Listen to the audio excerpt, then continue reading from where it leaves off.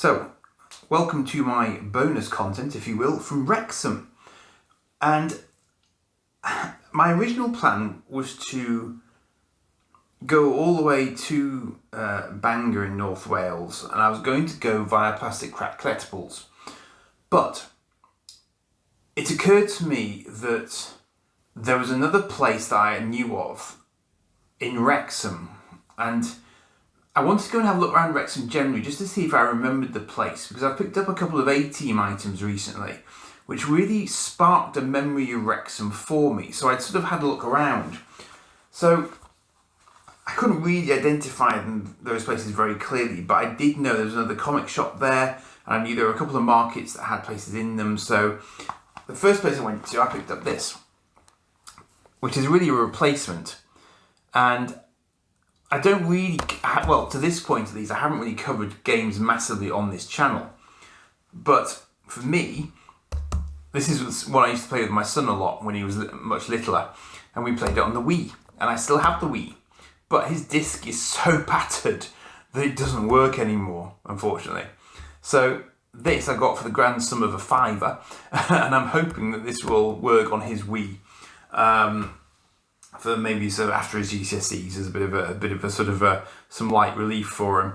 So that was a nice pickup, and you'll see that the video that I did in Wrexham was actually largely of their store, because they were very nice blokes, and I just thought, well, this isn't the one I was looking for, but it's the one I found, so I'm going to go for it, and they seemed very sort of pleased to have me do it, so I thought, yeah, I'll just do something a bit different. So that was my sort of bonus content from my trip, because I actually filmed that on Saturday rather than Friday, so I wasn't really sort of anticipating it, but that's just how it fell. So they in turn recommended me another shop called Gecko, and I didn't take any footage in there because it turned out to be more or less 100% Pokemon, which I wasn't really bothered by.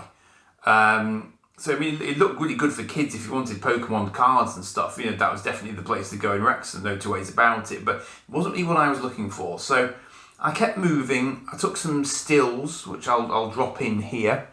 Some really nice, really sort of fascinating little bits and bats around. You know, just sort of, had I had more energy left and more time left, I probably would have delved into some other places a bit more deeply. But as it was, I found a building that called itself Wrexham Markets, but I think it was like a temporizer, because they were busy developing new market areas, having got rid of some of the older ones.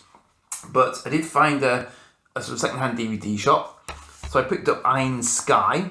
Now, I only know of this by reputation, and I'm not entirely sure that the reputation is good or completely cheesy and random and bizarre. But I think I've seen clips of it on YouTube which made me smirk. So I think I may enjoy this. Don't take too much heed to the dodgy flags there, because it's actually a science fiction film. It's purely fantasy, so don't read too much into that. So I'm going to have a look at that one. I also picked up good old Pacific Rim, because I think I'm pretty confident that I've lost my Blu-ray of it, so I just thought I'd replace it, because at that price it would have been rude not to. And I know the quote from this, but I don't think I've ever sat and watched it, so I thought I would get this, which of course is a very famous Liam Neeson film, which, as I say, I have just never sat and watched, so there you go. But the thing is, when I go into places like this, I like to support them, because you know, life is not easy for independent retailers of any size, and so I just felt that, you know, it was a nice chat. We had a chat, we discussed Robot Jocks and Wing Commander, neither of which he had, unfortunately, but, you know, we had a little chit-chat anyway. So, the funny thing was that having gone into the Wrexham Markets there, I then tripped across the comic store that I had originally been looking for, and I picked up this there. And I had this. I may even still have this. It's possible I still have this, or I may have sold it. But in any case, I decided, as it was staring me in the face, and there was so much other stuff there and I had so little time left, I thought, I'm just going to pick it up. Can't be bothered overthinking it, I'm going to pick it up. So this came from a time when Marvel Comics were doing slightly grittier, slightly darker sort of reprints and imprints in the UK. So you can see this is a UK-sized comic, but it features Deathlock, but there's also Robocop and Conan coming. And they also mentioned that a comic called Meltdown, which was a bit of Ghost Rider there as well. So again, new from Marvel, Meltdown, and again, I used to have some examples of this. So we have The Last American, Light and Darkness War, Nightbreed, and Akira in Meltdown. That is very much of its time. I would like, yeah, it's 1991. So this was probably just as I was starting to get out of collecting weekly comics. So it may actually be one of the last comics I really seriously picked up for any length of time whatsoever. But as soon as I saw it, I recognised it, and I thought, yeah, it would be rude not to. So it'd be interesting to have a look and see exactly what's in here in due course. Another thing I picked up, because it would have been rude not to, was my good dear friend Londo Mollari, the ambassador to Babylon 5. Look at him. He's brilliant. It's just he got this cheesy little smirk on him, which is very, very Londo Mollari. He's even got the sort of liver spots on top of his head there as well, and he's suitably sort of Centauri crested on the top as well. The awkward thing is I've got Jakar as well in this particular line, and I'm not trying to collect them. But ironically, I've now got him, I've got Jakar, and I've got Commander Ivanova as well. So I'm not quite sure where I'm going with this. But it wasn't terribly expensive either, which is always a distinct bonus. So they're just quite fun, but they are really well sculpted.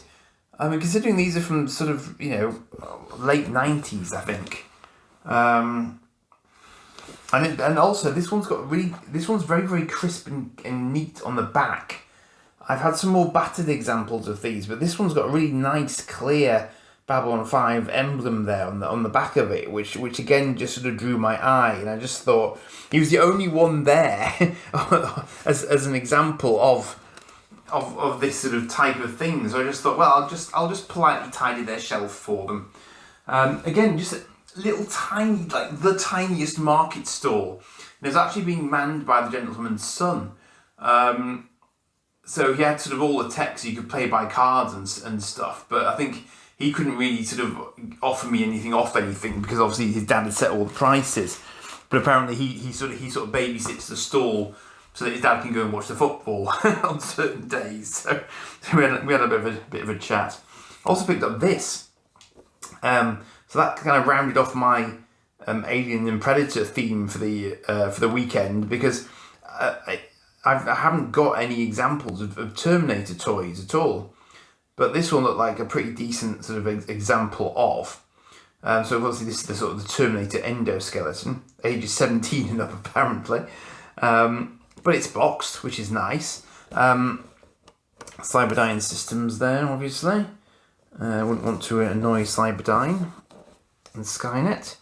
So Model T800 endoskeleton. Various stuff there. Now, who actually produces this? So this is actually, now that's interesting. I'm not entirely sure if I registered that at the time. This is actually NECA. But it's not a NECA box I've ever seen before. Copyright 2015, Studio Canal. Interesting. T1 on the Terminator, endoskeleton, and any depiction of endoskeleton are trademarks of Studio Canal SA, South Africa. That's interesting. Interesting. And then details there about who actually sort of did the sculpt and so on. So, unbeknownst to me, I actually inadvertently picked up a small box NECA. Now, tell me in the comments if you know if that's a sort of any, there's anything unusual about that. I don't know. Nice that they've got its rifle as well. Excuse me. Too much talking over the weekend, clearly. But yeah, I thought that was pretty cool. I'm kind of in two minds as to whether or not I want to get it out, really. I think for display purposes, because it's not such a nice big window, it would actually display quite well just out, or just, in its box out, if you see what I mean. So yeah, I'm pretty happy with that one as a sort of late in the day pickup. That was pretty cool. Which means I can now do Predator versus Alien versus Terminator. All I need now is RoboCop, and I'll be sorted. So that was actually it. So that was my sort of random bonus items that I really wasn't anticipating coming across. But Wrexham did me proud, really, because I got the old sort of DVD. I picked up a game I was half looking for, Terminator model, that I've sort of never had before. So actually, it did really, really well, and it also gave me an amusing photo opportunity with the Ryan Reynolds cutout as well. So that was always good. But yeah, I mean, it's good stuff. It's good, I couldn't. It would have been rude not to support the local markets on that basis, and this town has always, city now. This city has always done me proud in the past, from year dot when I was very, very little for toys. So it was nice to sort of revisit it and have a chat with some of the stall owners and stuff, and just to see how they were getting on, and they all seemed in quite good spirits. I mean, I think they're potentially getting moved around into different premises and so on. So I'm sure someone from Wrexham would know better than I do what the story is behind all of that. But now I was talking about the piece hall here in Halifax and how that got shut down whilst it was being refurbed, and inevitably when these markets do get that sort of treatment, some people just don't return. Some people just take the money and retire. So it's kind of sad in that sense, because you end up with fewer people manning the markets. But at least in Wrexham, it seems that side of things is still fairly alive and well. Yeah. Well, yeah, quite a busy couple of days. But I came back with some nice stuff.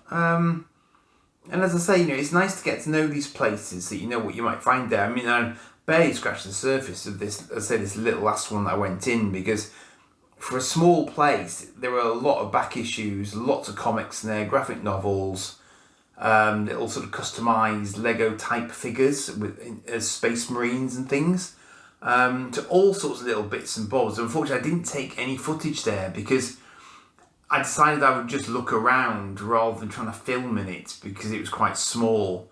So I'm afraid I don't have any pictures of it. All I've got is a sort of exterior shot. So if you happen to be in Wrexham at all, then there are opportunities there, but you're gonna have to hunt around for a little bit. I think was it Argyle Street. It was on something like that. It was right in the middle. But you'll see it, and it did say comics on a sign outside when I looked back at it. I just hadn't quite noticed that going in, because the cardboard cutout of Ryan kind of distracted me. So I went in to do a cheeky selfie with that as much as anything else. But anyway, it turned out quite nicely in the end. So yes, thank you to Wrexham for that. And that's the end of the bonus video. Cheers for now.